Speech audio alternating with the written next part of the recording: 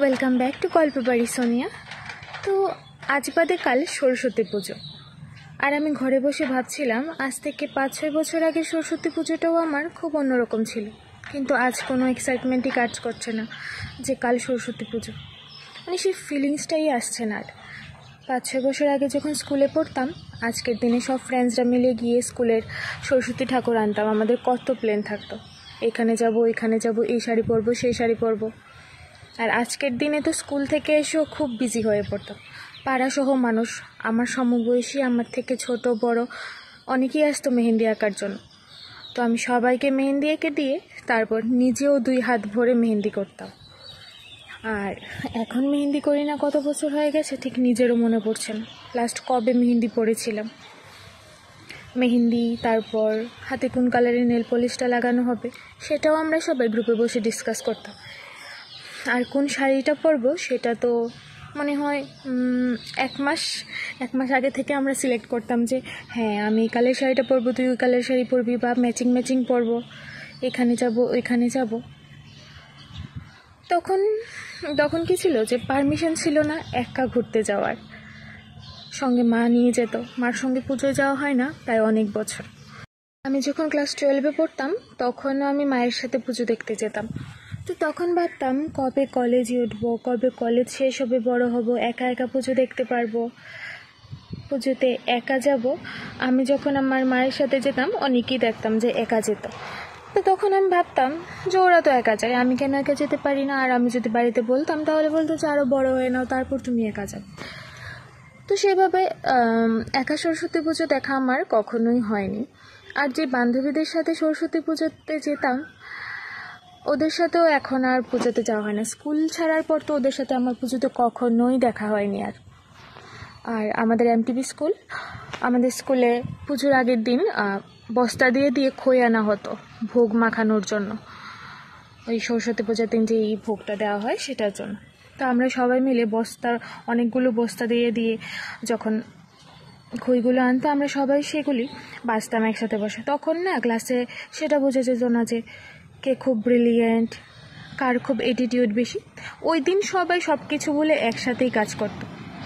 যে মেয়েটা সবসময় মন খারাপ করে বসে থাকতো, মানে সবার থেকে দূরে থাকতো, যেরকম আমি টাইপের মানুষগুলো, তো ওরাও সেদিন কনফিডেন্সের সাথে মেকআপ টেকআপ করে স্কুলে যেত।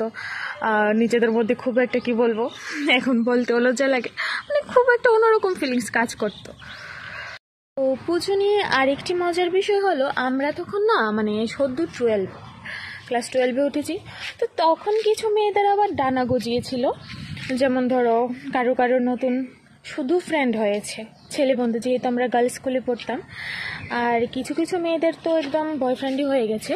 তো যাই হোক, সেই সরস্বতী পুজোর সুবাদে আমরা তাদেরকেও দেখতে পারতাম না। আমাদের স্কুলে কিন্তু অ্যালাউ ছিল না, আমরা আবার গার্লস স্কুলে পড়ি। তো যখন রাস্তা দিয়ে যেত না তখন বলতো এই যে দেখ, এরকম 8 চোখে করে তাকিয়ে দেখাতো যে এটা আমার বয়ফ্রেন্ড। তো একটা মানে স্কুল যতদিন ছিল সরস্বতী পুজোটা অনেকটাই মজার ছিল। আমরা তখন ভাবতাম হয়তোবা আমরা যখন বড় হব একা স্কুলে যেতে পারবো, স্কুল তো যাবই না, কলেজে যাব, তখন বোধহয় আমরা খুব মজা করবো। কিন্তু সত্যি বলতে না, স্কুলে থাকাকালীন যে সরস্বতী পুজোটা আসতো সেটার মজাই আলাদা। তখন তোমাদের পাশে তোমাদের সব ফ্রেন্ডসরা থাকে, তোমাদের হাতে টাকা পয়সা না থাকলেও তখন তা আনন্দ কাজ করে, যেটা এখন আমাদের কাছে টাকাও আছে সময়ও আছে।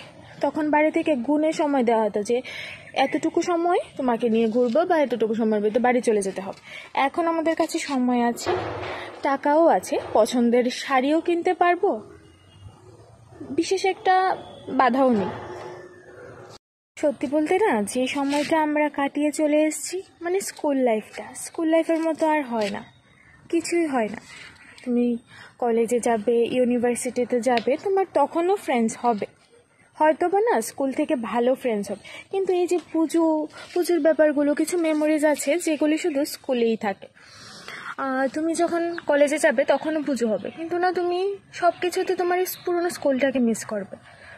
এমন কখনোই হবে না যে তোমার স্কুল থেকে তোমার কিছু বেস্ট মনে হবে। তুমি যত ভালো ইউনিভার্সিটিতে যাও বা যাই কিছু হোক, যে ছোটোবেলার যে একটা ব্যাপার ছিল সে ব্যাপারটা না কোনো কিছুতেই আর আসে না। ওই ব্যাপারটা রিপ্লেস করাই যায় না। আমরা যতই বলি বড় হলে এই সেই, কিন্তু আসলে কিছু না।